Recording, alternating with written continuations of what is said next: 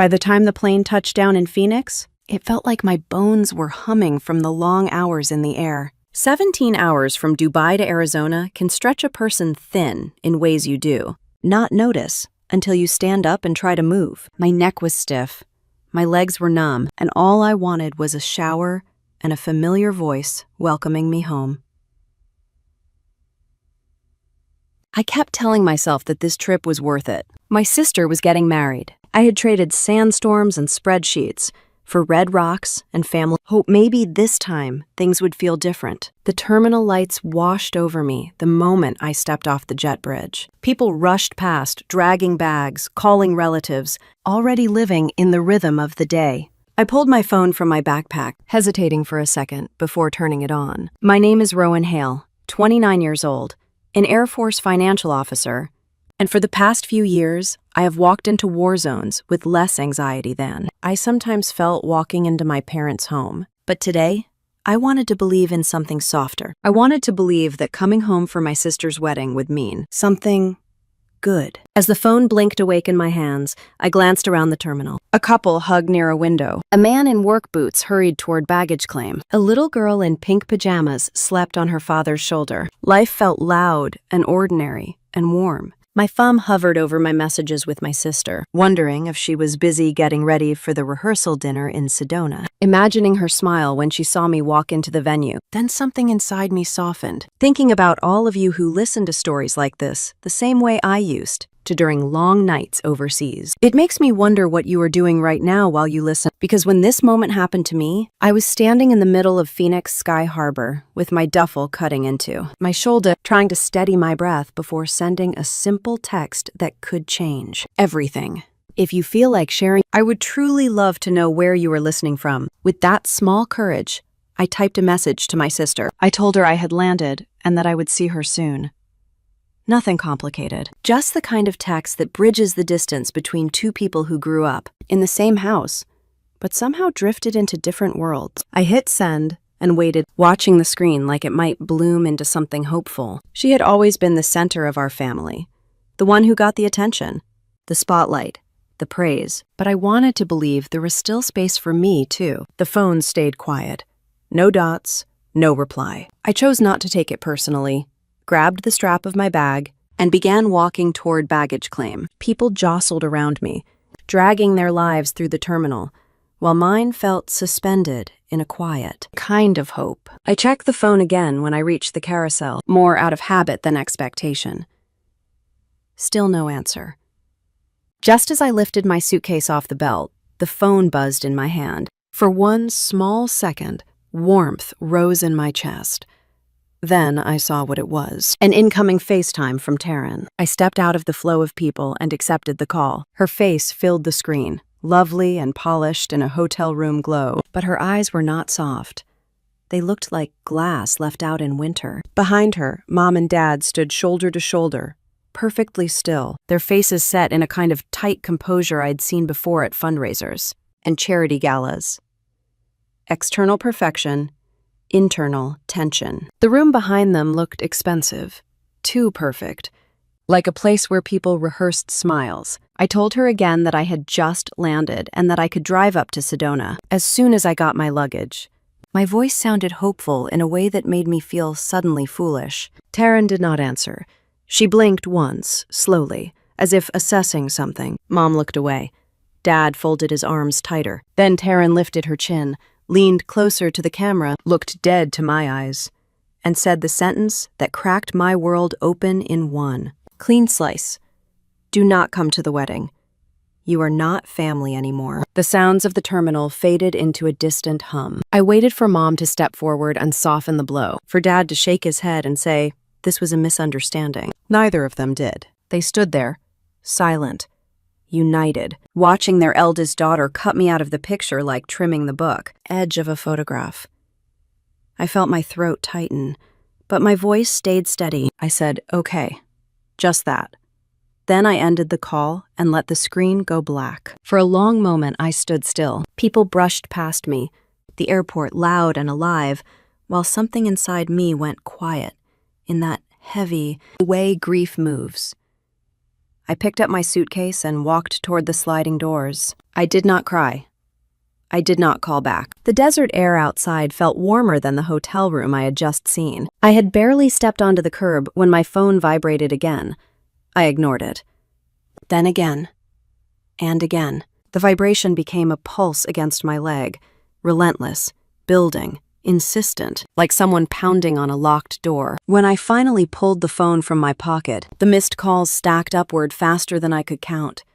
10, 20, 40, 70. By the time the flow slowed, the number on the screen was 108. 108 missed calls from people who had just told me I was no longer their family. I stood there, under the Arizona sky, the sun lowering behind the roofs of parked cars, wondering what could possibly make them call me that many times after cutting me loose. I did not know it then, standing under the Arizona sky with 108 missed calls, lighting up my screen, but everything that happened in that airport traced back to a single phone call I had taken only a few days earlier while I was still in Dubai. I had been sitting on the edge of my bunk, peeling off my boots after a long shift, when my phone buzzed with Mom's name. Her voice came in sugary sweet, the way it always did when she wanted something. She told me the wedding accountant had suffered a minor stroke and had been admitted to a hospital in Flagstaff. No one knew when he would be able to work again,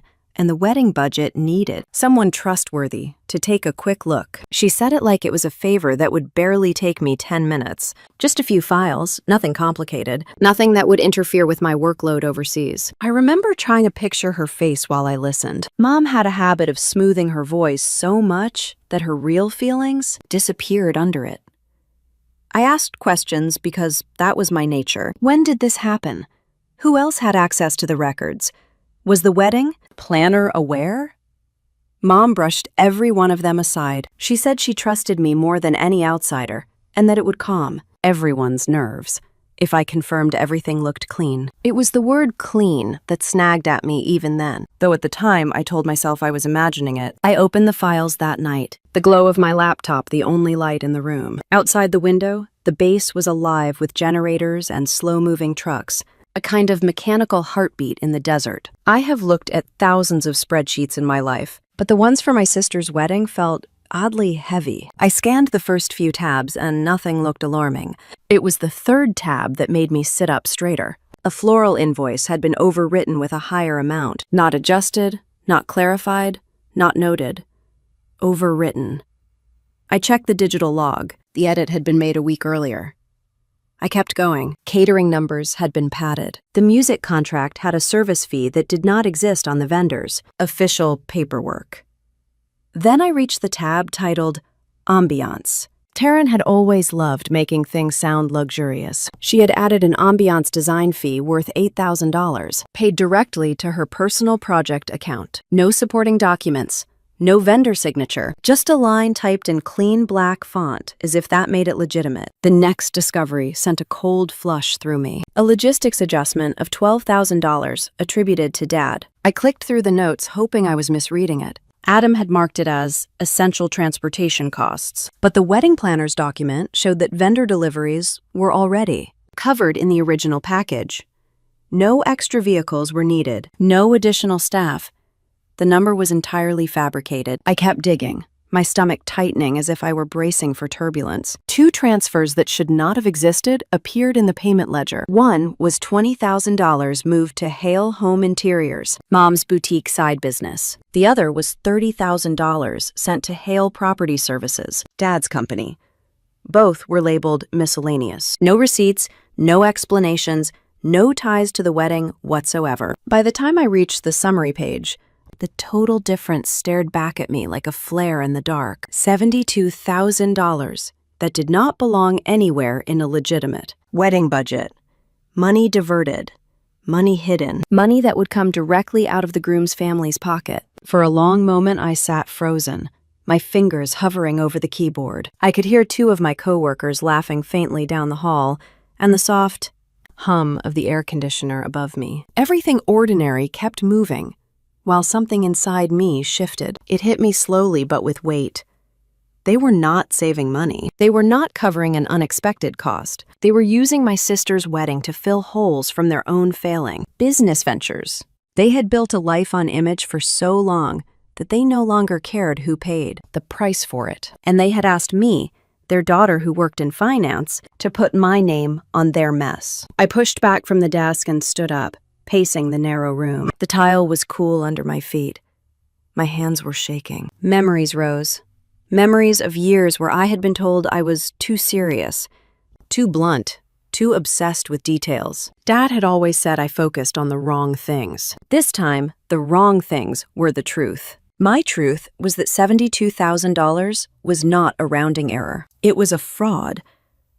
I sat again and pulled the files closer. My job had never been to protect anyone from consequences, but looking at those numbers, I understood why Mom had spoken so gently on the phone.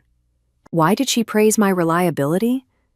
They knew exactly what they were doing, and they wanted me to validate it. They wanted me to become part of their illusion. It made my chest ache in a place that had been tender for years. I did not want to believe my own family would use me like that, but the evidence was right there, in clean black and white. I stared at the spreadsheet again, waiting for a wave of doubt that never came. The truth had settled in, and there was no pretending otherwise. They were not afraid of losing money. They were afraid of being exposed. They were afraid of me.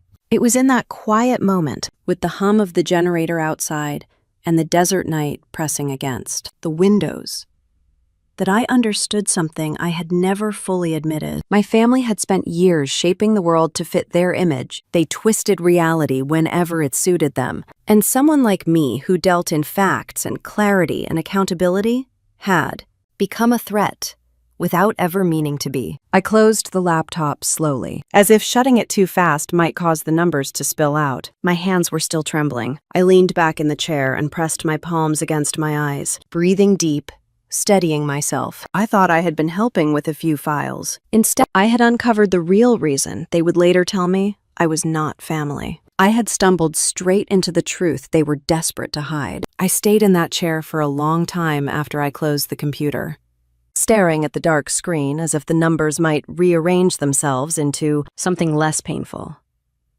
They never did. The room around me felt too quiet, too dim, too small to hold the weight of what I had uncovered. I let my hand fall to my lap and blew out a slow breath that trembled more than I wanted it to. It was strange how, even as an adult, even as someone trusted with government budgets and mission audits, I still felt that old, familiar tug in my chest, the one that said, "Do not upset the family. Keep the peace. Stay in your lane." I had grown up swallowing my questions, smoothing over rough edges, doing the responsible thing, while Taryn got to be the radiant one, the expressive one, the girl whose mistakes were forgiven before the ink dried on them. But this was not a messy bedroom or a forgotten chore. This was $72,000 that did not belong to us, and my name would not be the one helping to hide it. My phone lay beside me on the desk. I picked it up, hesitated, and then called Mom. She answered almost immediately. I could hear the clatter of something in the background, maybe a pot or a cutting board, and for a moment, it made me think of being 10 years old again, sitting at the kitchen island while she chopped vegetables for dinner, praising Taryn for her dance recital while handing me a list of chores for the way. Next morning, her voice carried that same warm lilt now, as if she had wrapped it in ribbons before handing it to me. I told her what I had found, not all at once, but slowly, carefully, the way you tell someone about a fragile thing you are afraid they will drop. I waited for surprise or concern. Instead, she gave me the same gentle, patient tone she used whenever Taryn scraped her knee or broke a vase. She told me not to stress myself, that big events always came with unexpected costs. She said the groom's family was comfortable and could easily absorb the difference.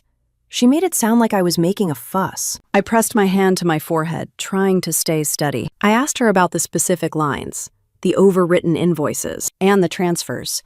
She said it was probably a misunderstanding. She said I should not worry Dad with it because he was under pressure. That last part made something deep inside me tighten. I asked her to put him on the phone. I heard her call his name, her steps moving across the house. A moment later, Dad's voice came through, firm and impatient. He asked what was going on. I explained everything again, this time more directly. less gently. I told him the contracts did not match the charges. I told him the transfers were recorded in ways that would never pass a vendor audit. I told him that any financial review would catch the errors immediately. There was a pause. Then he let out a sharp breath and said it was a business strategy. He said the groom's family had deep pockets, and if anyone deserved a break, it was us. He said families helped each other, and this was how they were covering what he called gaps. I closed my eyes for a moment and let his words sink in. Dad had always framed things to protect himself. When I was 13 and he forgot to pick me up from school, he said I should have reminded him. When I was 16 and he missed my band performance, he told me I should not have expected him to be everywhere. When Taryn crashed the family car on a snowy road, he comforted her and said it was not her fault. When I got a B in math, he sat me down and asked why I was not applying myself better. This was the rhythm of our house. Warmth for one daughter, expectations for the other. And yet, hearing him justify deliberate deceit hit differently now. It made the air feel heavy in my lungs. I asked him one more question. I asked if he understood that $72,000 was not a rounding error, not a small slip, not something that could be brushed away. He went quiet for a moment. Then he told me that if I stopped digging, no one would ever know. That was when I realized that I had reached the point where my integrity and my loyalty to my family were standing on opposite sides of a line. I knew which side I belonged on. Still, hearing Dad dismiss everything I stood for felt like a hand tightening around my heart. The call shifted again as Taryn joined. I heard her before she said anything. That quick breath she took when she was about to argue. Her voice came through sharp.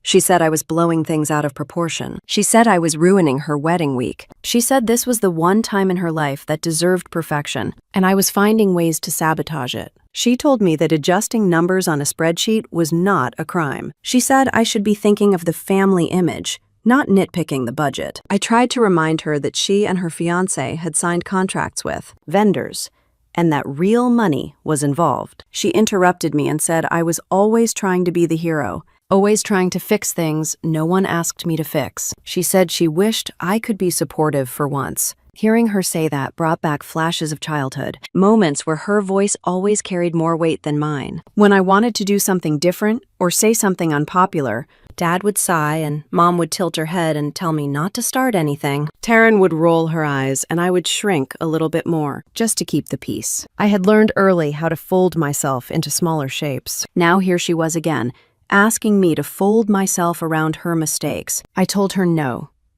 The word came out quiet, but firm. I told them all that I would not change the numbers. I would not lie. I would not let them pull me into something that could end up hurting people who trusted us. The silence that followed was deep and cold. David broke it first, saying I was being dramatic. Mom said I misunderstood. Taryn said I was selfish. The call ended without resolution, without softness, without even a promise to talk later. It ended the way so many hard conversations had ended in our house, with me feeling like a stranger standing in the doorway. For a moment after I hung up, I wondered if there was a version of myself who could have looked the other way. Someone who might have smoothed the numbers just enough to quiet the storm. Someone who could slip into the pattern of our family, the way a person slips, back into an old coat even when it no longer fits. But that version of me did not exist anymore. Maybe she never had. I turned back to the laptop and opened a blank email. The cursor blinked at me, waiting.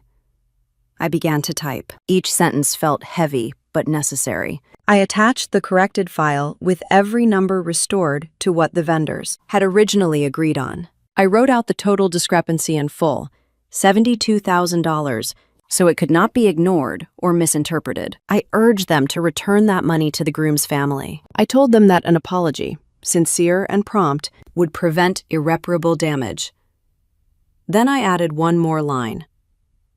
I told them that if none of them felt they could apologize, I would do it myself. I would not let their actions fall on the shoulders of innocent people. When I finished, I reread every line. The email was calm and direct, but not harsh. I had not attacked them or blamed them. I had simply told the truth and what needed to happen next. My finger hovered over the send button. My heart thudded heavily in my chest. Sending the email meant I was stepping fully across that line, choosing my own values over the comfort of pretending everything was fine. I pressed send. The message disappeared from my screen. I felt an odd mix of relief and dread. Relief that I had spoken clearly, dread for what I knew was coming. I packed my bag, folded my uniform, and placed my notebooks in the side pocket. The room felt smaller with every item I moved. When I finished, I sat on my bunk and looked toward the small window where a slice of dessert, night, lay beyond the glass. Sometimes the base felt like the only place where I was allowed to be honest. Out there in the dark, vehicles rumbled and generators hummed. Men and women carried out work that mattered.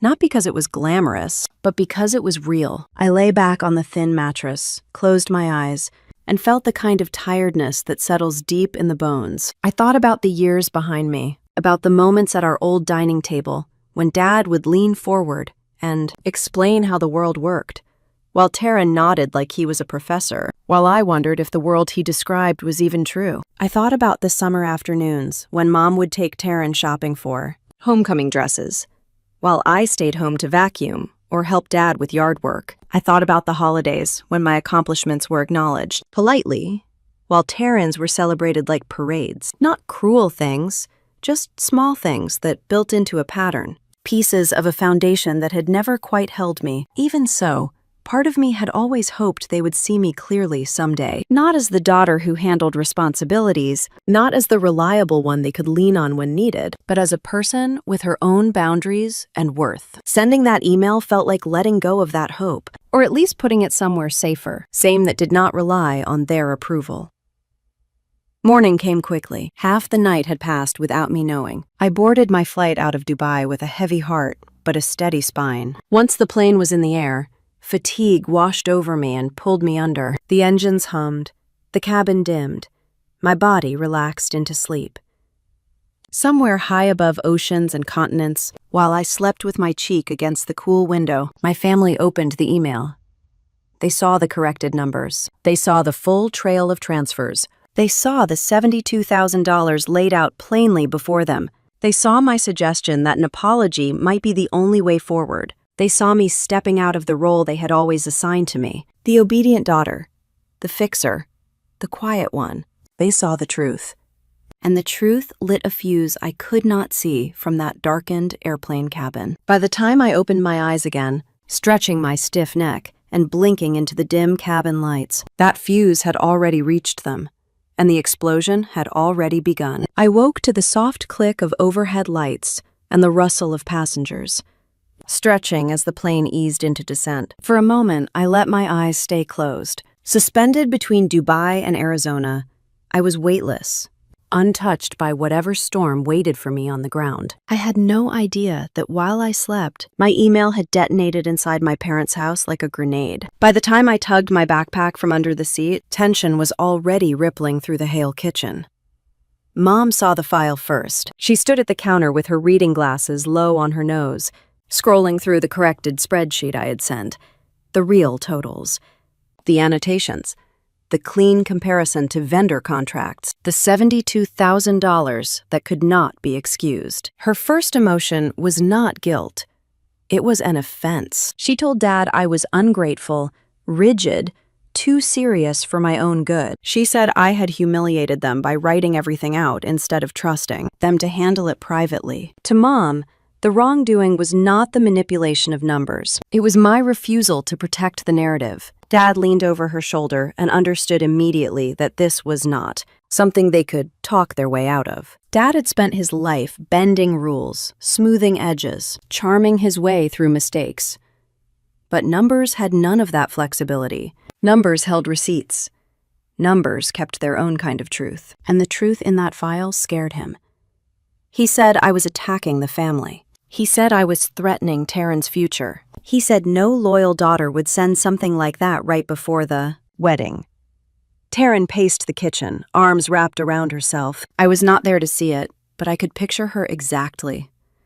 Breathe quick. Eyes wide, the kind of panic she reserved for anything that dared to make her less than perfect. She cried that I wanted the spotlight on myself. She claimed I was jealous.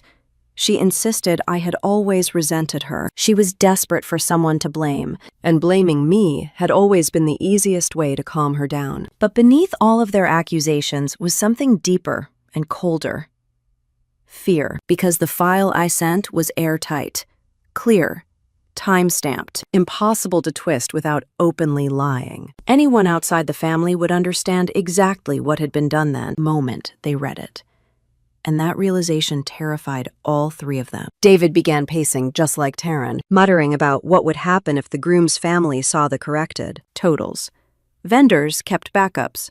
Planners kept logs. Contracts were not suggestions. If anyone asked questions, the whole thing could unravel. And that unraveling would point in only one direction: their hands. Mom asked whether the groom's family had access to the files. Dad said he was not sure. She asked whether the planner kept backups. Dad said probably. She asked whether I had already contacted someone in Sedona before sending them. Email.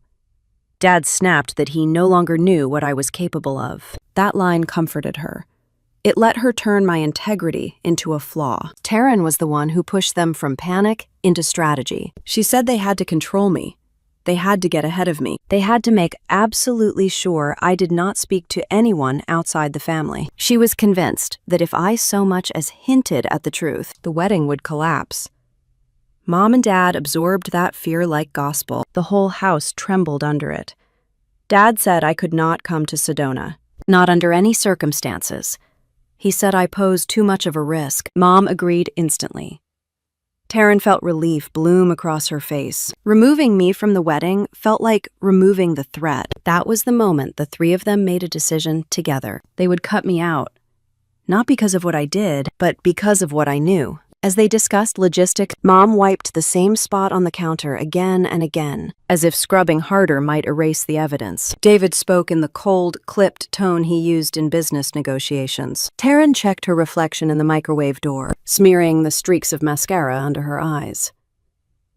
Then Mom's phone buzzed. She glanced down, expecting something simple, a timeline update, a vendor confirmation. Instead, she froze. She handed the phone to Dad with shaking fingers. It was an email from the groom's family. They said they had noticed a discrepancy between the original floral invoice and the revised total. They asked whether the planner had made changes or whether there was an error in the shared file. They said they wanted clarity before approving final payments. Dad read it twice. His jaw locked so tightly the muscle near his ear twitched. Mom whispered, "Oh no." Taryn backed away from the counter as if distance could protect her, because that single question was enough to crack the entire foundation. Dad snapped into action. He said they needed to respond quickly and confidently. They needed to blame clerical errors. They needed to point to the hospitalized accountant. They needed to create doubt before anyone looked too closely, but the tension in his voice betrayed him. He knew the truth was catching up. Mom asked how much the groom's family could see. Dad did not know. She asked whether the planner might check the logs. Dad did not know. Taryn said none of that mattered if I showed up and opened my mouth. The air in the room shifted. They needed me to be silent. Mom said they should call me as soon as I landed. Dad said they needed to keep a united front. Taryn said if I dared to involve myself, she would end our relationship entirely. She said it like a threat, like a line drawn in permanent ink. David said it was settled. I was not allowed at the wedding. I was not to speak to the groom's family. I was not able to speak to the planner. I was to stay out of Sedona completely. And to them, this felt reasonable, because they believed the real danger was not what they had done, but that I might refuse to lie to them. While they crafted their story around the table, the groom's family sent another email. This one, more point. They asked for the original invoice to compare to the revised numbers. That was all it took for the panic to ignite into full flame. They were terrified, cornered, united in their decision to silence me. And miles above the ocean, in a plane dim with sleeping passengers, I rested my head against the cool window and drifted in and out of dreams, unaware that by the time my feet touched Arizona soil, my place in the Hale family would already be erased. Das stood in the middle of the kitchen, the groom's second email glowing on his phone like an emergency flare. And even though I was still somewhere above the Atlantic when it arrived, I can imagine the exact way he read it. jaw clenched, eyes narrowing. That quiet inhale he always did when he felt a situation slipping out of his hands. The groom's family had asked again for the original budget documents, this time more pointedly, want the first draft for comparison before final payment. It was the kind of message that should not have meant anything if everything had been clean. But it was not. Mom pressed one hand to her chest, the same gesture she used when her anxiety ran ahead of her. She said the groom's mother must have spoken to someone. She asked Dad if he was sure I had not called them from Dubai before sending the revised spreadsheet. Dad said no one could be sure. Then he said something about me being unpredictable. The moment he said the word, silence stretched across the room like a drawn wire. Taryn insisted that if I had talked to the groom's family, she should have heard something by now. She said she had been checking her messages. She said the groom had texted her goodnight as usual and never hinted at anything being wrong. Mom corrected her quickly, pointing out that families often kept concerns quiet before bringing them up face to face. That thought made Taryn pale. The idea of a confrontation at her rehearsal dinner seemed to make her stomach turn. While they spoke, the undercurrent was fear. They all felt it. They knew it appeared as a simple request for clarification, but to people who carried secrets, every question looked like an accusation. The kitchen felt smaller with each new possibility. Dad loosened his collar and walked to the window, staring out at the backyard like he might find answers in the dark. He said that if the groom's parents truly suspected something, they would not stop at asking for spreadsheets. They would start calling vendors. They would ask the planner for logs. They might even bring their own accountant into the discussion. Taryn began pacing again, muttering that she could not handle anything going wrong now. She said she had spent months perfecting this weekend. She said she deserved a wedding without drama. She never once mentioned the money. She never asked whether what had been done was right or wrong. She focused only on what might happen to her image. Mom opened her own laptop, scrolling through old invoices, squinting at each one like she could force the numbers to behave differently under her gaze. She said the adjustments were normal. She said every event required tweaks. She said that people overreacting before the wedding was common. Dad shot her a look that cut through the air. He reminded her that the changes were not minor. They were not extra candle rentals or last-minute linens. The numbers could not be smoothed over with soft language. They reflected choices, big choices, choices that were now in writing. Before Mom could answer, Taryn's phone buzzed loudly on the counter. All three of them turned toward it. The screen showed a text from the wedding planner, Rhea. The message preview was short, but sharp enough to slice through the kitchen. It said she had questions about the revised totals and needed to confirm some things before releasing the final program to the groom's family. Taryn unlocked her phone with trembling fingers. She read the entire message, then blinked at it like she hoped the words would rearrange themselves. She told Mom that Rhea noticed discrepancies between the floral totals and the ambiance package, and that the numbers in the catering section did not match the vendor's final invoice. She said Rhea also asked whether someone had overwritten the file without notifying her. Dad cursed under his breath. He said wedding planners were too sharp for their own good. He said they noticed everything. Mom told him to lower his voice because Taryn was already on the verge of tears. She moved to her daughter's side and rubbed her shoulders, telling her everything would be handled. But her eyes kept darting toward Dad, urging him to come up with a solution. David returned to the table and sat heavily, tapping a finger against the wood. Tap, tap, tap. The same rhythm he used when calculating risk. He said if the planner suspected anything deeper, it would only be a matter of time before she asked for earlier versions of the budget. He said if she got them, she would immediately see the additions. He said that was why the situation needed to be contained quickly. Taryn said they needed to call me. She said they needed to make sure I knew not to talk to anyone. She said they needed to get ahead of whatever I might say. David nodded, but his expression tightened. He said calling me too early might tip me off. He said I might dig my heels in if I sensed panic. Mom pushed back, insisting that silence was dangerous. She said no one knew what I was thinking. She said I might already be planning to speak to the groom's parents once I landed. They all turned in the direction of the hallway where the family calendar hung. A small red circle marked the day of my flight. Mom squinted at the notation. She said I should have landed soon, or would land within the hour. She said waiting any longer was foolish. Then she looked at Taryn, her eyes steady and urgent. She told her she needed to call me the moment I stepped off the plane. She said it had to come from her. She said I would be more receptive to my sister than to either parent. She said Taryn needed to keep her voice calm but firm. She said she needed to shut the conversation down before it ever had a chance to start. Taryn hesitated, gripping the edge of the table. She asked what she was supposed to say. Mom told her she needed to convince me the situation was too stressful for them. Family. She said she needed to tell me the timing was bad. She said she needed to make it clear the wedding was delicate and my presence might confuse things. Dad added that Taryn should emphasize unity. He said she should use phrases like keeping the peace and focusing on what matters. He said if needed, she could also say the bride's family needed extra space to manage last-minute tasks. But Taryn shook her head. She said soft reasons would not be enough. She said I would see straight through them. Mom paused, her mouth tightening. She looked at Dad, then back at Taryn. She said Taryn should do what she must to make sure the message landed. Her tone was quiet, but heavy, like she had accepted something she did not want to say out loud. Taryn took a breath. She squared her shoulders. She repeated the words she would use, and they were the same words she said to me in the airport. Cold, sharp, final. Do not come to the wedding. You are not family anymore. She almost whispered them at first, testing their shape in the air. Then she said them louder. Dad nodded. Mom nodded. The agreement settled into the room. It was not a temporary decision. It was a solution, a shield, a line. Outside, the wind pressed against the windows. The house felt too still. Taryn walked to the sink and splashed water on her face, patting her cheeks dry with a towel. She needed to look composed, she said. She needed to sound sure.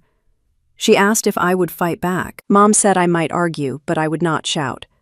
She said I had never shouted. She said I did not like confrontation. She said that was why the message had to be blunt. She said ambiguity would leave room for hope. David stood again and checked his phone for the third time, scrolling through his emails, reading and rereading the groom's messages. He said they needed to respond soon, but they needed to know how to shape their answer before doing so. He said contacting me first was critical. He said once they secured my silence, everything else could be managed. He kept muttering the phrase, controlled narrative, as though saying it enough would make the plan real.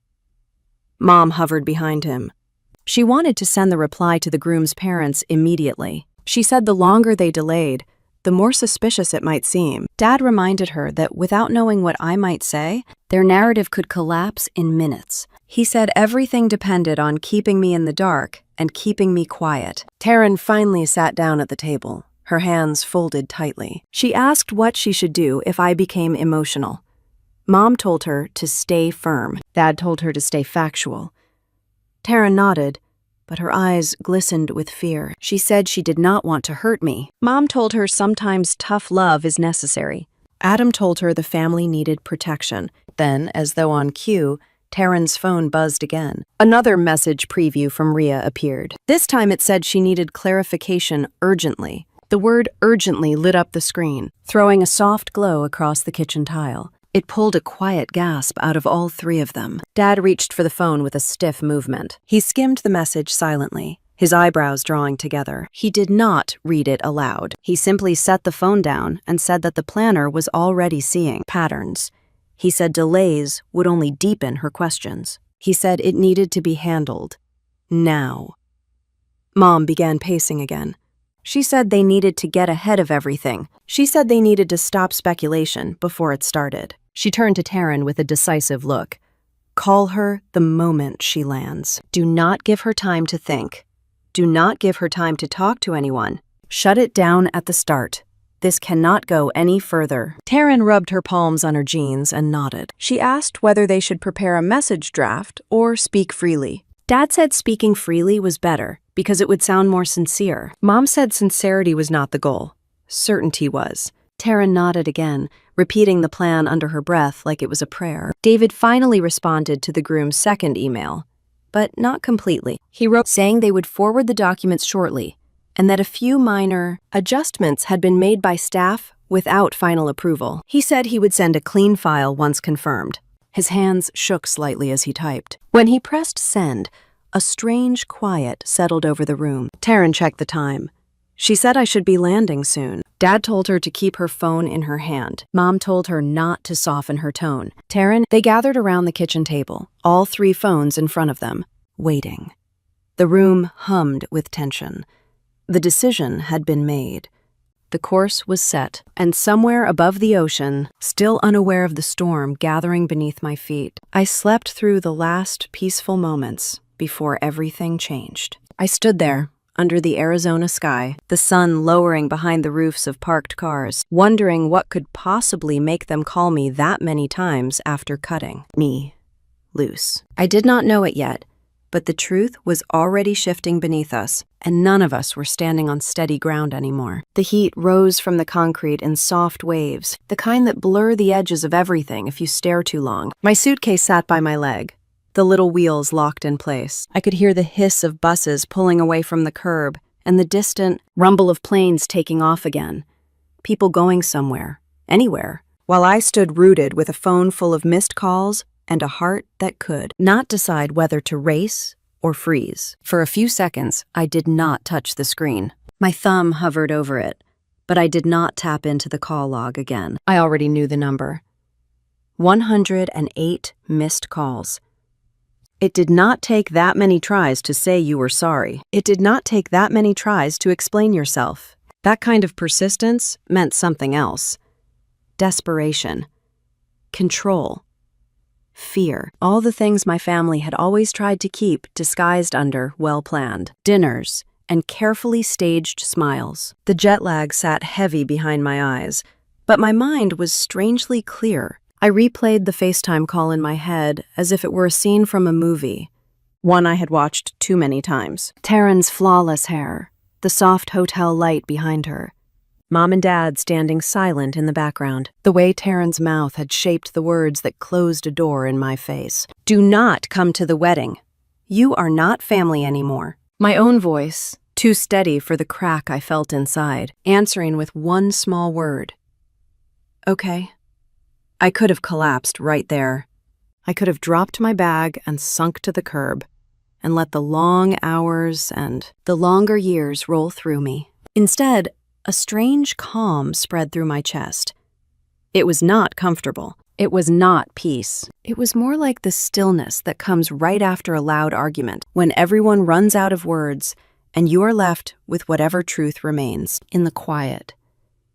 Behind that quiet, my mind started filling in blanks. I knew my email would have reached them while I was sleeping on the plane. I knew they had read every line. I knew they had seen the $72,000 spelled out, the transfers, the corrections. I knew they had heard my offer to apologize on their behalf. The calls they were making now were not about inviting me back into their arms. They were about damage control.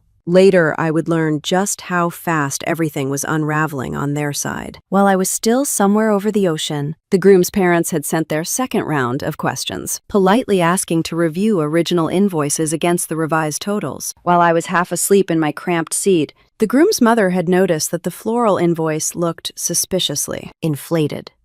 While I walked through the terminal in Phoenix, dragging my bag toward the sliding doors, the wedding planner, Rhea, had been texting Taryn about strange discrepancies in several sections of the budget. I did not know all of that yet, but I knew my family. I knew how quickly they turned fear into blame. I knew how easily they could convince themselves that I was the problem, not the choices they had made. I had grown up watching them smooth over uncomfortable truths with pretty language. I had been asked too many times to let things go for the sake of appearances. I unlocked my phone and opened my messages. The first string of missed calls belonged to Taryn, one after another, spaced a minute or two apart, like she was trying to force her way through the silence. Then came Mom's attempts, bunched close together as if she had taken the phone from my sister between sobs or lectures. Then I saw Dad's calls, fewer but spaced out, like he had stepped away, tried to think of the right words, and then lunged in again. There were also voicemails.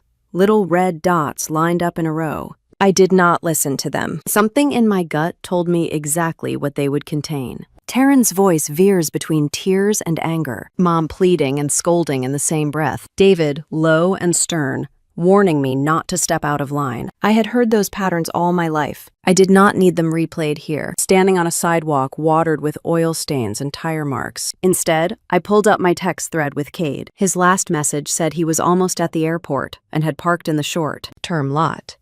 He had sent a small joke about the traffic and asked if I wanted coffee or just a straight shot out of Phoenix. My throat loosened a bit at the thought of his steady presence. After months overseas, the idea of someone being glad to see me, just me, felt like a lifeline. I sent him a quick note that I was outside near the pickup area and described the column I was standing by, more out of habit than necessity. The phone vibrated immediately with his reply. He was on his way from the parking garage and would be there in a few minutes. Simple, solid, no drama. As I slid the phone back into my hand, another call from Taryn buzzed across the screen. The name flashed large and insistent, framed by the same sisterly photo we had taken years ago when things between us still felt salvageable. I watched it ring. 5 seconds. 10. 15. The green button waited for my thumb. I let it go. The call ended, then started again, this time from Mom. I could have answered. I could have stepped back into the loop, listened to their explanations, their demands, their fear. I could have been pulled back into the role I had always played, the one who calmed things down, who made things make sense, who sacrificed her comfort to soothe theirs. But I thought about the look on Taryn's face when she told me I was not family. I thought about Mom staring at the floor instead of at me. I thought about Dad's arms crossed as he watched and said nothing. For once, I did not move toward that fire. I chose not to burn. The calls kept coming. Taryn again, then Dad, then a number I recognized as the house phone. It would not stop on its own, I realized. They would keep pounding at that digital door until someone answered, or the battery died. I opened the settings and slid the little button that silenced the ringer. The phone vibrated once more and then fell quiet, the screen still lighting up with calls that no longer made a sound. 108 missed calls would accumulate over the next hour, but I chose, in that moment, not to hear a single one of them ring. The sliding doors opened again behind me, and a group of travelers spilled onto the curb, dragging their own stories behind them in plastic and fabric. I stepped slightly to the side, making room, and then I saw Cade weaving through the crowd, scanning faces. He looked taller than I remembered, or maybe that was just the familiarity of him standing on home soil instead of a video screen. Dark hair, sun lines around his eyes, a plain gray t-shirt and jeans. He carried no flowers, no big gestures, just his car keys, and the kind of steadiness I had come to trust. When his eyes landed on me, they softened. He walked straight over and pulled me into a hug without saying anything at first. I let myself lean into it, feeling the solid press of another human being who did not want anything from me, except myself. For a few long seconds, the noise of the airport faded into the background again, this time not from shock, but from the comfort of having someone who felt like a safe place. "You look exhausted," he finally said, his voice low and warm. I could hear the concern without needing him to dress it up. "Long flight," I answered, pulling back. I tried to sound casual, but something in my tone made his eyes search my face a little closer. He glanced past me to the suitcase, then to my hand, still gripping the phone. "Is everything okay at home?" he asked. "They know you landed." I swallowed and shrugged, looking down at the black screen that still flashed missed call notifications, without sound. "They know," I said. Then, because lying had already done enough damage in my life, I added, "They called. A lot." "How many is a lot?" he asked gently. I hesitated, then exhaled. 108 missed calls, I said, saying the number out loud for the first time. It sounded ridiculous in the open air, like something that belonged in drama rather than real life. He let out a low breath and shook his head. "That sounds like a lot more than just checking if you landed okay," he said. "Did something happen?" I thought about how much to say right then, within earshot of strangers, and under the watchful eyes of security cameras and curbside attendants. I thought about summarizing it, about saying there had been some tension over the wedding plans. But tension was too soft a word for what had just happened. Instead, I met his gaze and said quietly, "They told me not to come to the wedding." They told me I am not family anymore. His jaw tightened so subtly that someone else might have missed it. He did not jump immediately into anger on my behalf, did not start cursing my parents or asking why. He just looked at me. Really looked, like he was trying to measure the size of the blow and how far it had sunk into me. "Do you want to sit in the car before we talk about it?" he asked after a beat. "You look like you have been standing up for too long." I nodded. The tiredness was catching up with me again, wrapping around my ankles like wet sand. We grabbed my suitcase together and headed toward the parking garage, the wheels bumping over every crack in the sidewalk. The sun was lower now, painting everything in that burnt orange light unique to Arizona evenings. As we walked, my phone remained silent in my hand, buzzing with no sound every time another call failed to break through. I could see their names flashing in the corner of my vision, like ghosts of a life that had always expected me to turn back toward it, but I did not. In the stairwell of the garage, cool air brushed against my overheated skin. Our footsteps echoed up the concrete, and with every step away from the curb, I felt a tiny thread loosen inside me. Not snapped, not yet, but loosened. I had spent so many years tightening myself around their expectations that this small slack felt foreign. We reached his car on the 3rd level. It was nothing fancy, an older sedan with a slight dent in the back bumper. But to me, at that moment, it looked like a vessel waiting to carry me someplace not defined by my family's choices. Cade opened the trunk, lifted my suitcase inside, then moved to the passenger door and held it for me. Once I was seated, he closed the driver's door and the world quieted further. The cramped space of the car somehow more intimate than the airplane cabin had been. I set my phone face down on my lap, not ready to look at it anymore. "Do you want to block them for a while?" he asked softly, "or at least turn that thing all the way off." I studied the dark screen. I could power the phone down. I could cut the last line of live connection between me and their frantic attempts to pull me back into their narrative. But I knew I might need the messages later. Proof of how far they had pushed. Evidence of the fear that had driven them. So instead, I slid it into my bag and zipped it closed. I said, "Silent is enough for now," I said. "I know exactly what they are saying without hearing a word of it." Cade nodded, started the car, and pulled out of the space. As we wound down the ramps of the parking garage, the last bit of evening light caught the edge of my reflection in the side window. I looked older than when I had left Dubai, not in years, but in some other way that settles in the eyes when a person finally stops, trying to belong somewhere that keeps rejecting them. Below us, the airport continued on, full of reunions and departures, and all the tiny dramas of travel. Somewhere in that hum, my family was staring at their own screens, seeing my silence as its own kind of answer, fill it with their worst assumptions. They were certain I was angry. They were certain I would talk. They were certain I was on my way to Sedona to tell the groom's parents. Everything. They did not know that I was leaving the airport in a different direction, entirely. The ringer on my phone turned off, my face cool.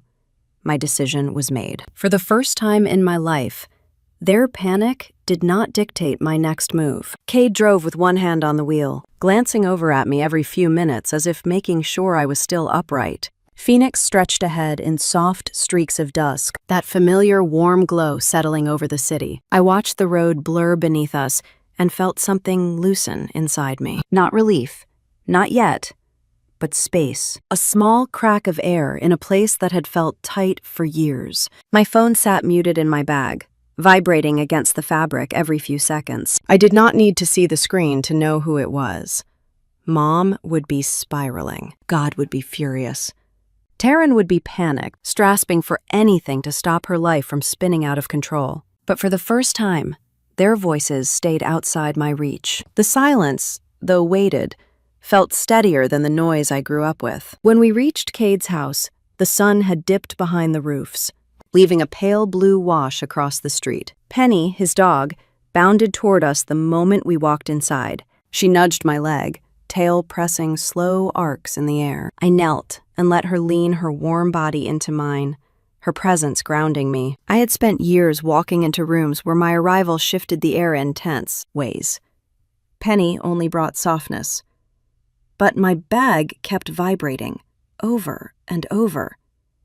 Persistent. I poured a glass of cold water and let the coolness settle into my palms. Cade asked gently if I wanted to talk yet.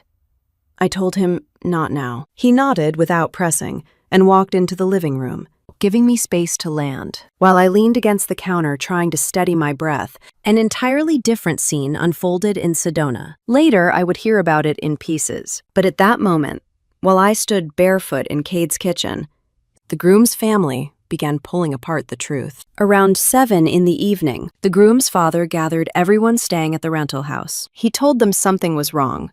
Too many invoices did not match. Too many numbers shifted without explanation. He was not a dramatic man, but he was meticulous, and meticulous men do not dismiss discrepancies. He called the floral company first. The owner, who had done weddings for more than 20 years, confirmed the original totals and said she had never issued revised invoices. She had never doubled charges, never altered quantities. She forwarded her entire thread to the groom's father while they were still on the phone.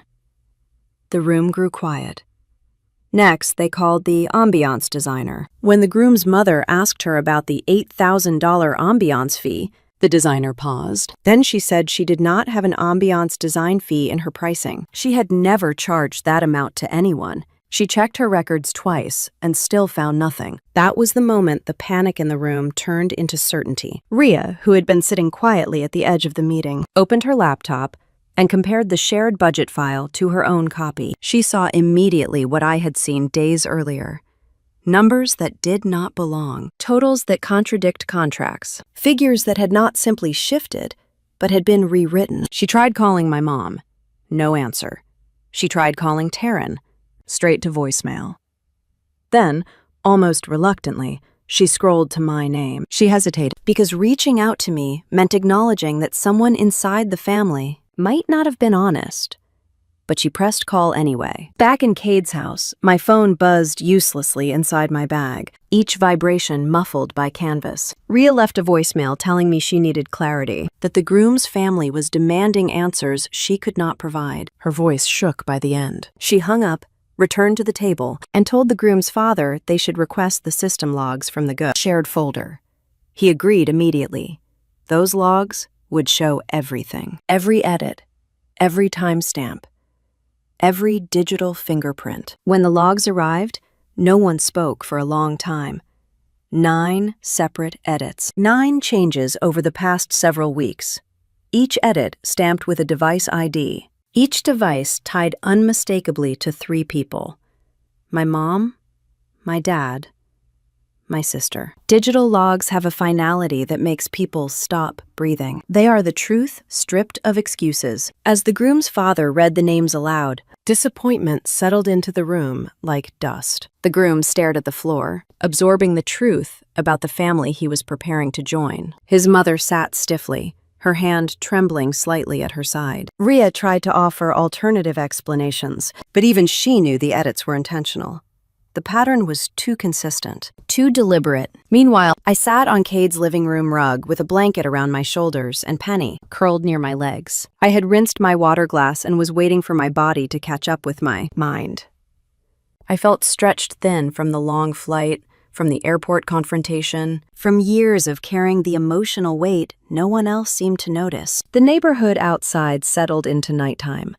A garage door opened. Someone walked a dog. A TV murmured softly in a nearby house. Ordinary life continued, while my own family's world unraveled, one verification. Call at a time. My phone lit up again.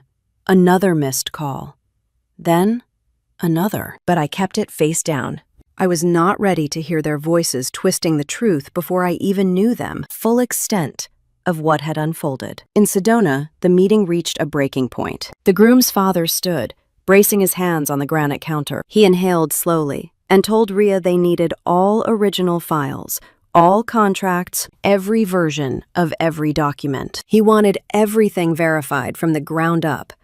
His tone was calm, but final. Trust had left the room.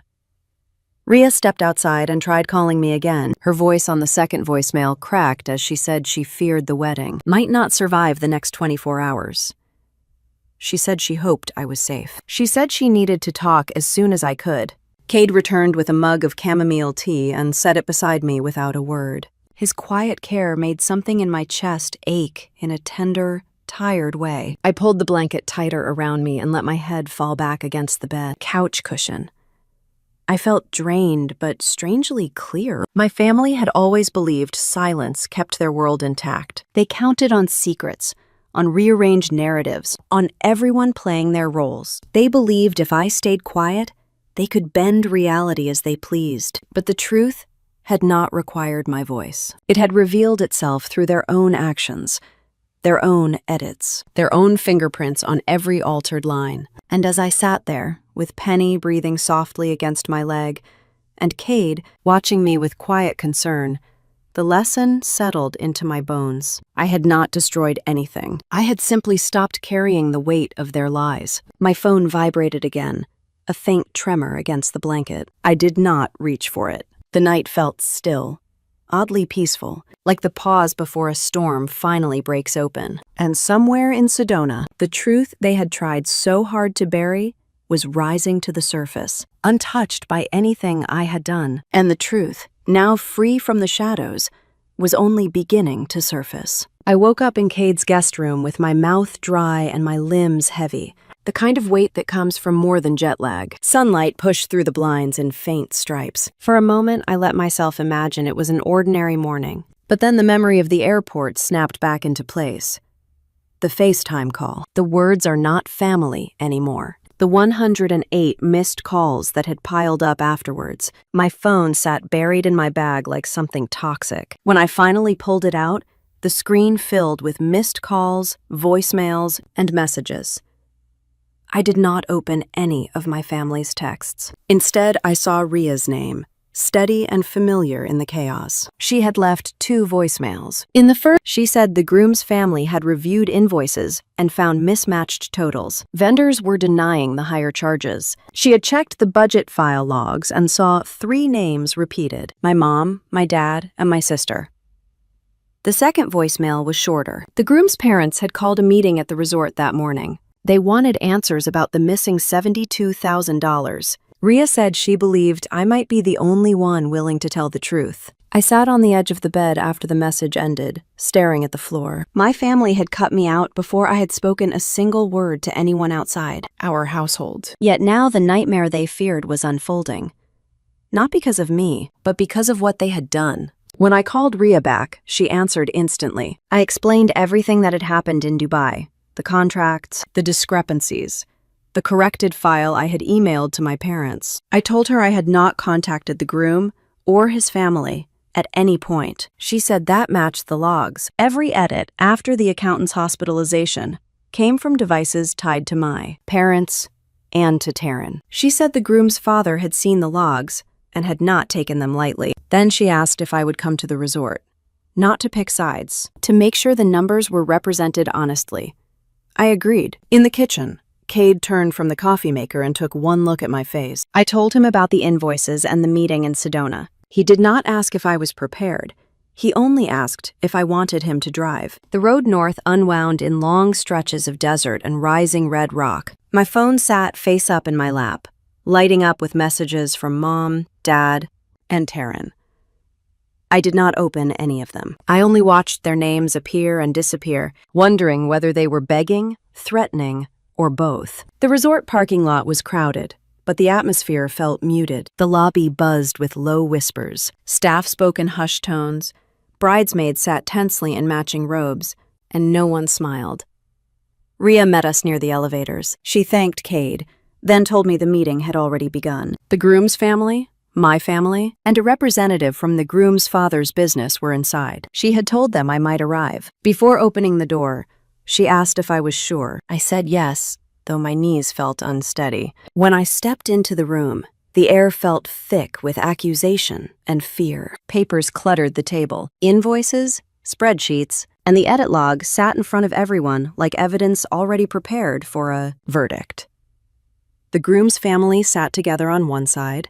The groom's father wore reading glasses low on his nose. His expression was calm, but edged with disappointment. His wife sat straight, her hands neatly folded. The groom looked exhausted, as if he had been awake all night. On the other side sat my parents and Taryn.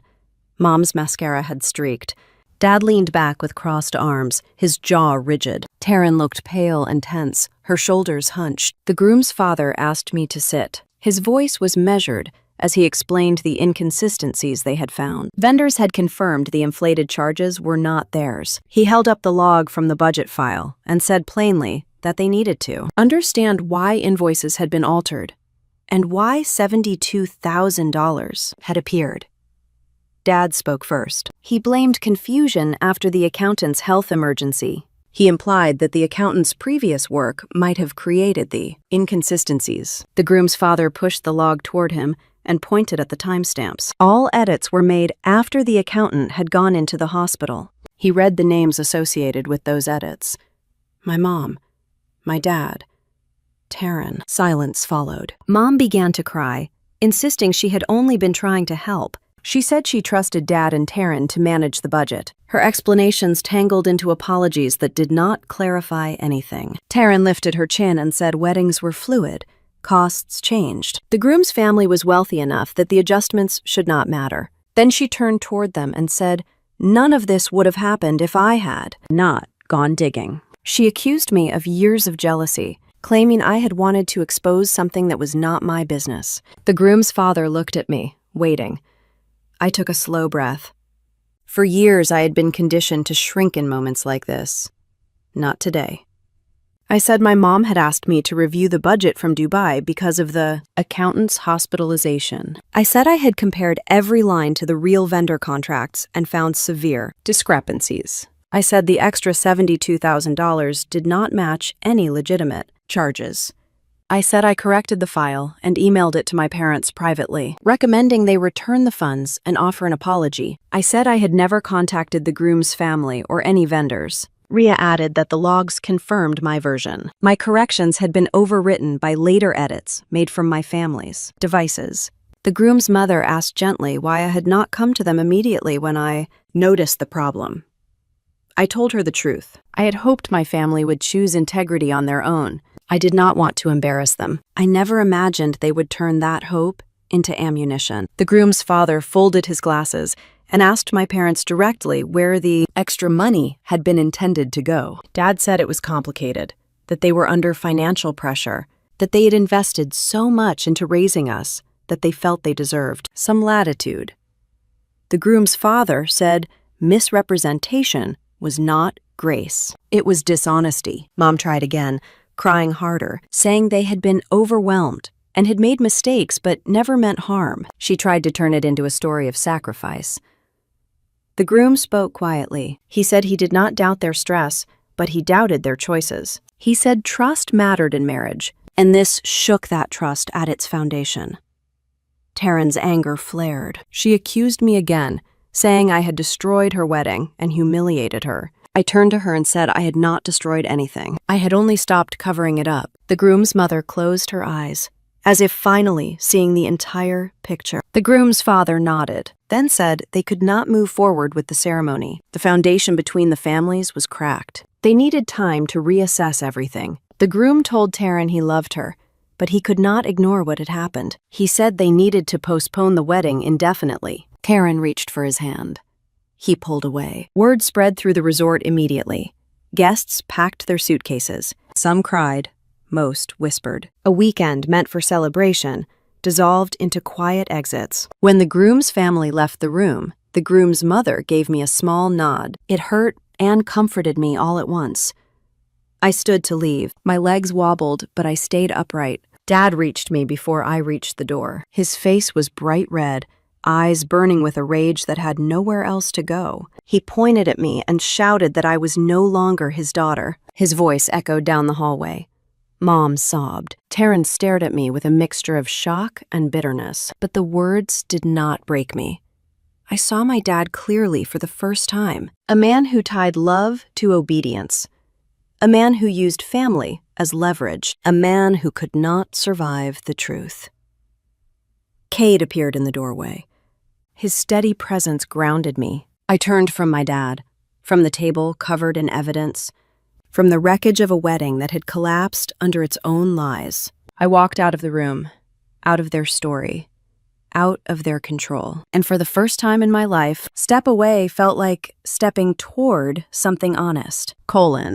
I walked out of that room with Cade beside me, his presence steady even though neither of us said a word. The resort hallway felt strangely hollow, like sound had been drained from it. Behind the closed door, my dad's voice still echoed in my mind. "You are no longer my daughter."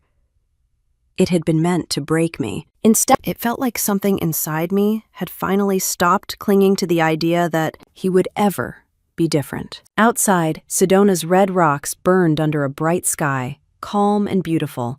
Nothing like the chaos unfolding inside that resort. We reached Cade's car and pulled out of the parking lot. I watched the buildings shrink in the rear mirror until they disappeared behind the curves of the road.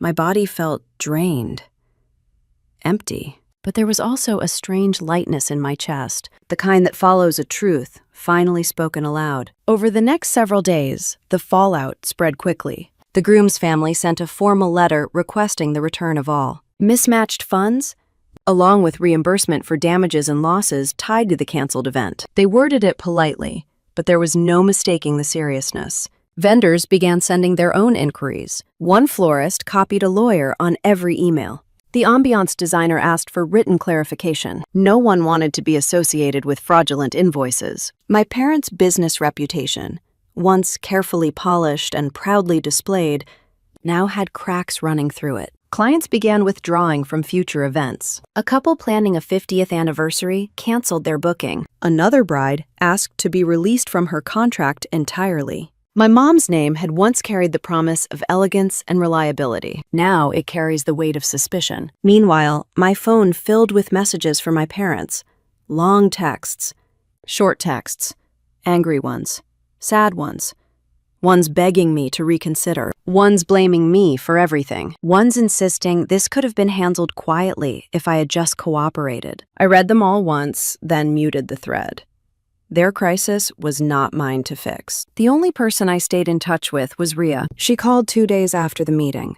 Her voice sounded tired but steady. She told me she had worked in wedding planning for 15 years and had never seen a situation like this.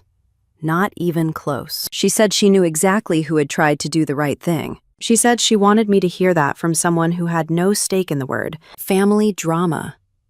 Her words eased something in me. It is surprising how healing it can be to have one person, even a peripheral one, say, "I saw what really happened." A full week passed before I heard from Taryn. Her name appeared on my screen late in the afternoon.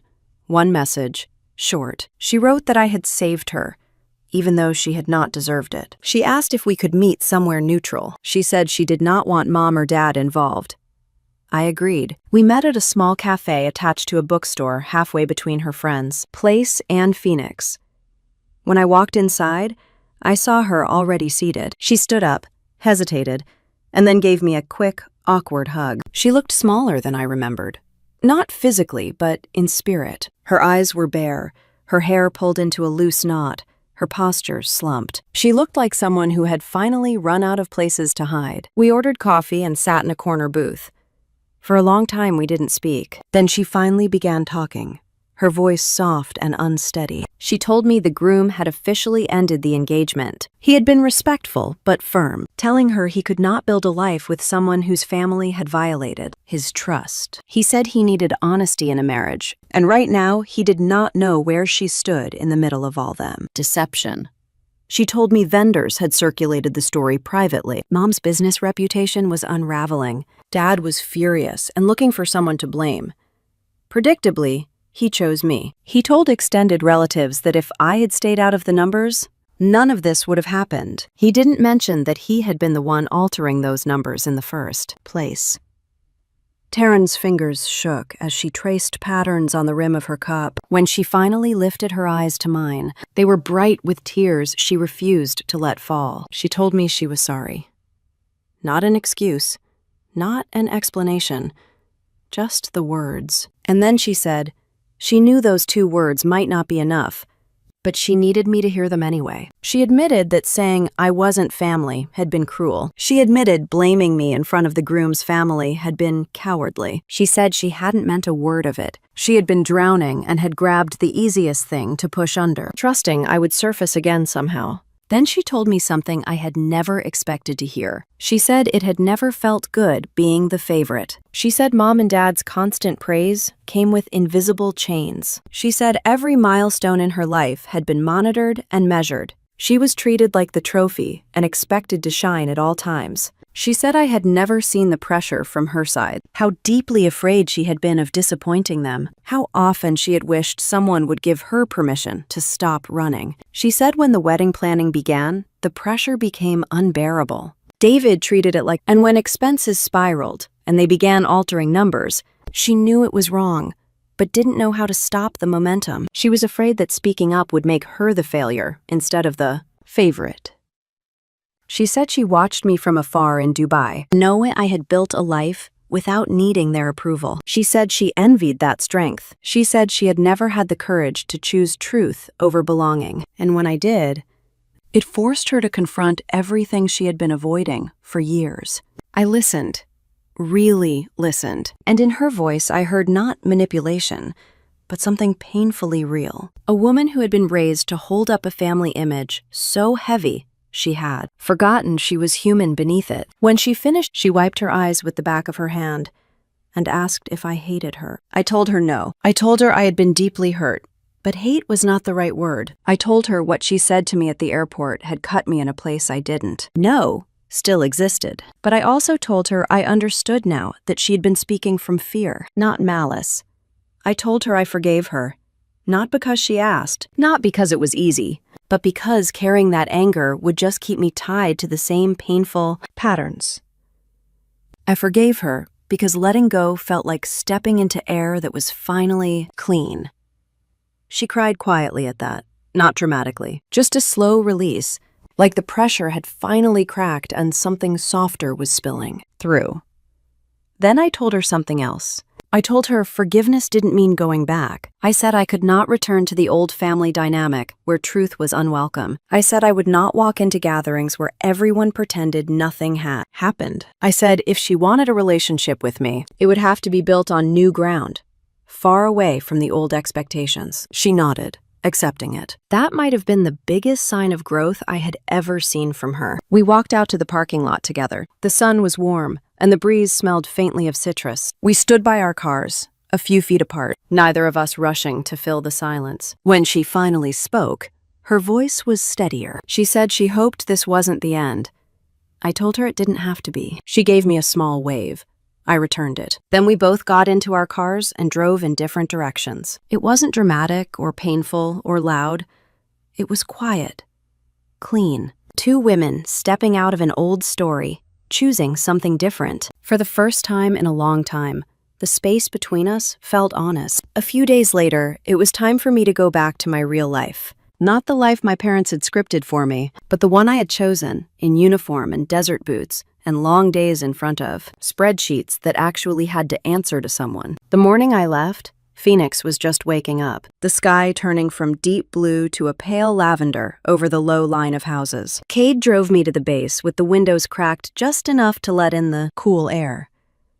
Neither of us said much at first. There was a quiet that came after everything had finally been dragged into the sec. Light. It was not comfortable yet, but it was cleaner. At the gate, the familiar line of cars moved slowly forward. I watched the security guards check IDs, their movements practiced and steady. My body recognized the rhythm of it before my mind did. This was my world. Rules written down instead of constantly changing based on who felt offended. When we parked in the small lot near my building, Cade turned off the engine and sat there with his hands on the steering wheel. For a second, I thought he was going to give me some long speech about resilience and strength. Instead, he just looked over at me, his eyes soft and tired, and asked quietly if I was really all right. I told him I did not know yet. That was the most honest answer I had. He got out of the car and came around to my side. When I stepped out, he pulled me into his arms without hesitation. It was not a gentle hug. It was tight, almost fierce, the kind of hold you give someone when they walk off a plane from a combat zone.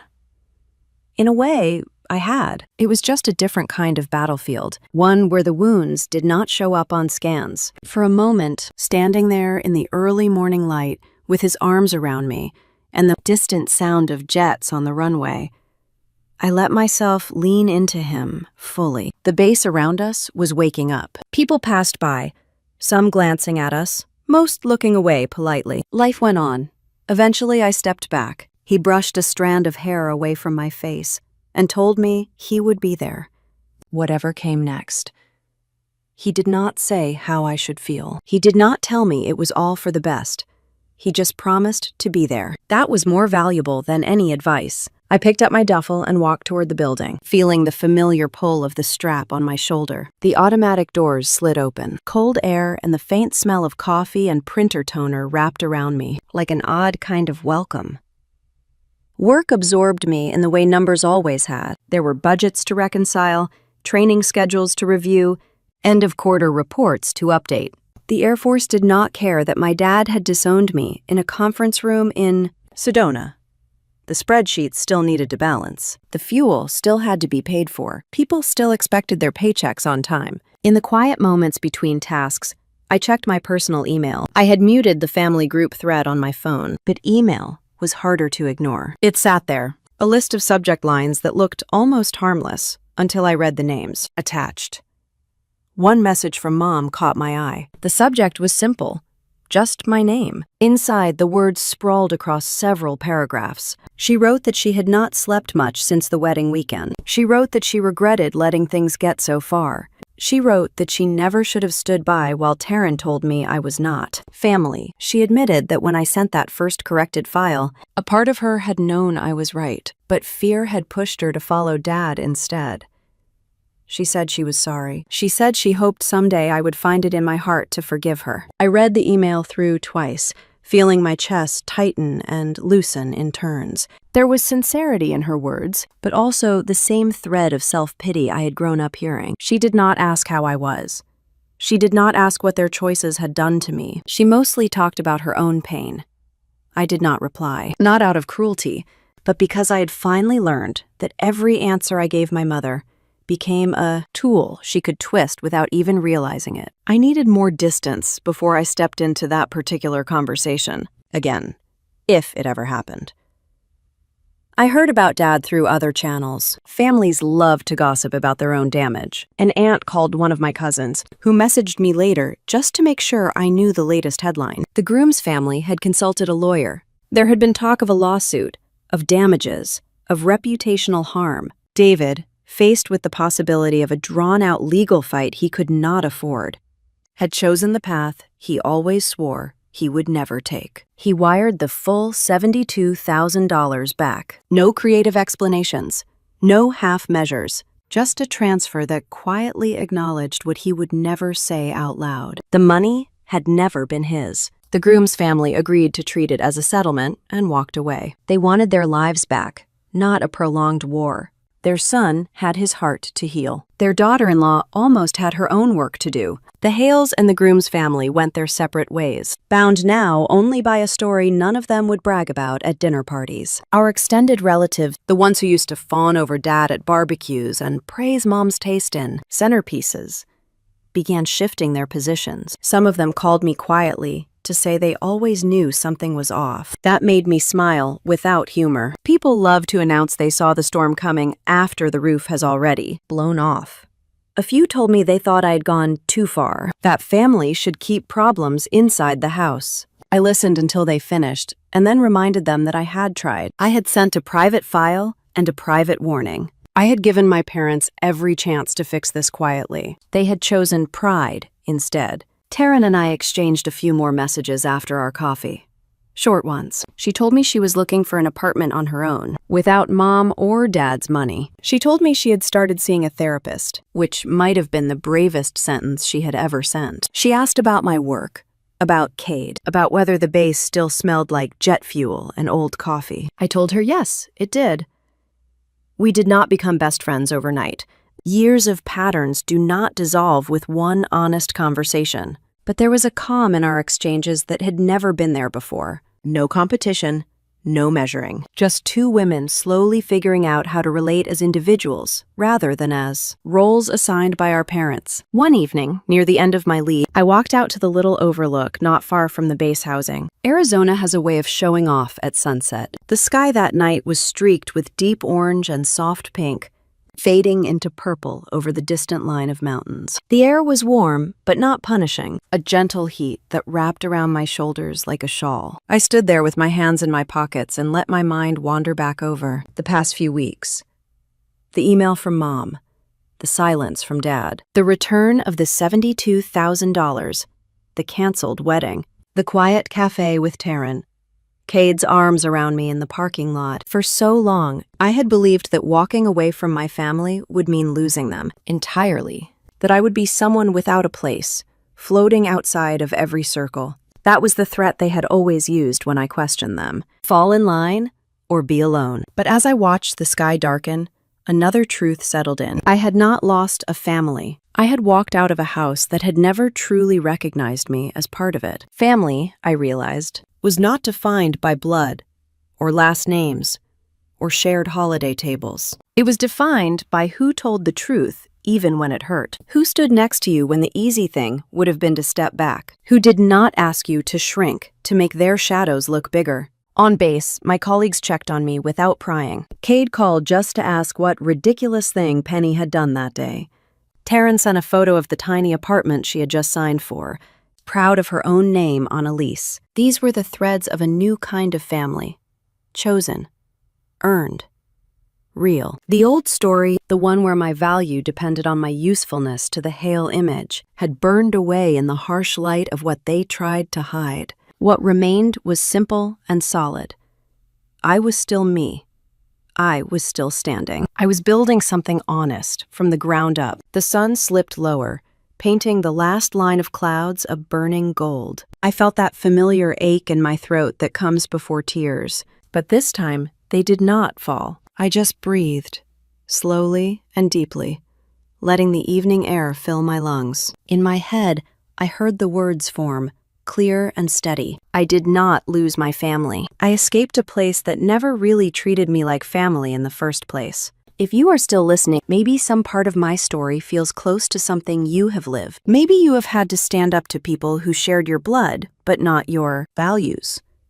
Maybe you have learned, the hard way, that protecting yourself is not betrayal. It is survival. If you have ever been told you were too much, or not enough for your own family, remember this.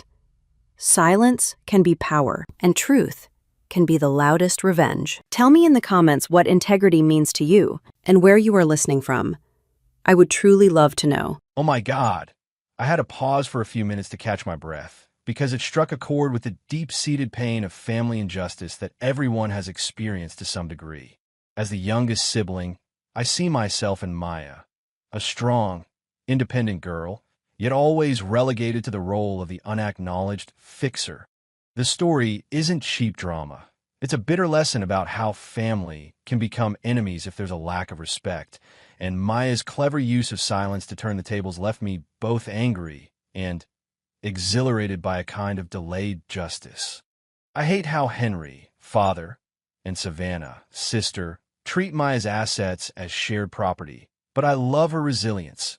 No crying, no direct revenge, letting the law and the truth take their course. It made me question, would I have the courage to cut ties like that? Or would I still forgive because of blood ties? Let me share my thoughts in detail, analyzing each plot point as the story unfolds, and drawing out the harsh lessons it taught me, like chatting with a close friend after a long coffee break. The video is narrated by Maya, with a slow, deliberate narrative interspersed with emotional flashbacks and vivid illustrations, creating the feeling of reading a personal diary. It builds from a false sense of peace to a storm, then calms down to healing, leaving me breathless with every twist. Introduction: false peace and the foundation of injustice. First part of the video, approximately 0 to 7 minutes. Maya, 32, a successful financial professional in Boulder, Colorado, returns from a business trip to Paris to visit her family. The initial atmosphere is warm and cozy. Her father Henry is cheerful, her mother Claire is attentive, and her sister Savannah is radiant. But Maya senses a strange, staged scenario. Then the bombshell explodes. They reveal they've sold her penthouse, purchased with savings from her scholarship and part-time job, to finance Savannah's lavish $250,000 wedding. Her father says it's just sitting there. Her mother justifies it. "We're doing this for the family's enjoyment," and Savannah scoffs. "Don't be dramatic. You earn a lot of money by something else." My blood boils at this point. It reminds me of times my family belittled my efforts, treating me as the strong one who has to give in. This plot point builds the foundation for the conflict. Maya has always been the fixer, paying off mortgages, lending money, while Savannah has been spoiled since childhood. It touched on my pain about sibling favoritism, making me feel sorry for Maya, because she sensed trouble from the very first moment, the tight grip on her chest that the video vividly depicts. Initial conflict, betrayal, and its immediate consequences, 7 to 17 minutes. Maya reveals the penthouse has been secretly transferred to Nova Ridge Holdings, LLC, on the advice of a colleague, to protect the property. The family is shocked, but Savannah scoffs. "You're not family anymore." The title is accurate here. Calls her dramatic, and posts an Instagram story blaming Maya for jealousy. Maya drives back to her Denver apartment, reflecting on her family model. Her father always linking her success to family obligations, and her mother soothing Savannah's failure by blaming others. She calls attorney Logan, who confirms the fraud. Her father forged signatures, checked ownership through the HOA. The bank detected irregularities and froze funds. I got goosebumps on this part. From the shock to Maya's swift action, she shows she's not a weak victim. The tension builds through chaotic voicemail. Her father panics. "They're accusing us of fraud." And her mother pleads, "You always fix things." It delves deep into emotional manipulation, making me angry on Maya's behalf for her sudden isolation. Turning point. Investigation and increased pressure, 17 to 35 minutes. The next day, wedding disaster erupts. The supplier cancels the contract due to an unpaid check. Rumors spread. Maya remains silent, redirecting all calls to Savannah. Family attacks. Her father causes a scene at the bank. Her mother attempts to withdraw money illegally. Savannah posts publicly, "Sisters can be so cruel." Detective Owen Elliott interviews Maya, confirming the fraud through her signature and alibi Paris. He interrogates the family. Her father justifies, "It's only temporary, it's family property." Her mother denies it vehemently, but the recordings contradict. Savannah calls it overreacting. This part was the climax of suspense for me. Maya begins therapy with Harper Lane, confessing her pain. Why can't they see me as a human being? The plot emphasizes the awakening, from silently enduring to gathering evidence, bank records, recordings, and I love how the video uses real-world data on property law as a backdrop, making the story more authentic than a film. Building the climax. The trial and the public collapse, 35 to 60 minutes. The trial was a grand stage. The judge annulled the transaction, restoring Nova Ridge's ownership, noting clear fraud. The family's defense was weak. The father misunderstood. The mother didn't know. Savannah demanded consideration of the wedding. Maya only requested the property, nothing more. Then, Avery's article exposed the truth, causing a public uproar. The wedding was canceled. Fiancé ran away. Savannah was criticized on social media for her selfish post. The father lost his job. This had been revealed long ago, and the mother failed to secure loans. I secretly cheered on the screen.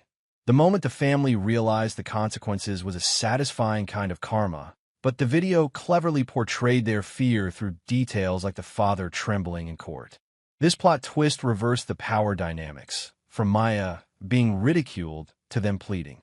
Climax. Confronting emotions and deciding to cut off, 60 to 75 minutes. Her father sent a half-hearted email apology. "I was wrong, but I didn't mean to hurt you." Maya didn't reply. She sold the penthouse to Logan to start anew, beginning deeper therapy with Harper. The video depicts the adrenaline surge in court, followed by the relief as she whispers, "Never again." an emotional twist that brought me to tears. The climax isn't loud, but internal. Maya confronts the pain of being unseen and chooses independence over hasty forgiveness. Conclusion. The aftermath and healing, 75 minutes to the end. Funds are frozen, parents are charged with fraud, sentenced without imprisonment. Savannah faces social isolation. Maya breathes a sigh of relief, regretting the lost family love but embracing freedom. The video ends with her gentle smile, symbolizing, "I've found you," a non-sentimental, realistic, and hopeful ending. I breathed a sigh of relief, feeling that justice had prevailed. This story is like a family survival handbook, teaching me harsh but essential lessons that I can apply immediately to my life. Protect yourself with clear and legal boundaries. Maya teaches that family property is an illusion without proper documentation. Her LLC is a smart shield. The lesson: don't be afraid to create legal plans, wills, separate accounts, early on, even for close relatives. After the video, I checked my own property documents and told my friend the limit is self-love. Silence could be a more powerful weapon than words. Instead of arguing, Maya used facts and the law to get revenge, not retaliating, but letting the consequences unfold naturally. The lesson: when being emotionally manipulated, gather evidence and let the system do its work. It saves energy and avoids further drama. I will apply this by learning strategic silence in family conflicts. Bias and selfishness can destroy relationships, and it's not your fault. Maya's family proves that favoritism can turn another person into an outsider. The lesson: forgive only when there is real change. Otherwise, cutting ties is the only way to save yourself. It encourages me. You deserve to be seen as a human being, not as a fixing tool. Healing begins with acknowledging the pain. Maya's approach is key. She didn't shy away from grief, but confronted it to move forward. The lesson: no matter your age, seek support, friends, professionals, to process family wounds. Independence doesn't mean being alone if it's healthy. In short, this video empowered me because it reminded me that family must be built on respect, not blind obligation. Maya's story is proof. You have the right to choose happiness, no matter how painful it may be. If you watched it, which scene angered you the most? Or was there a moment that made you reflect on your own family?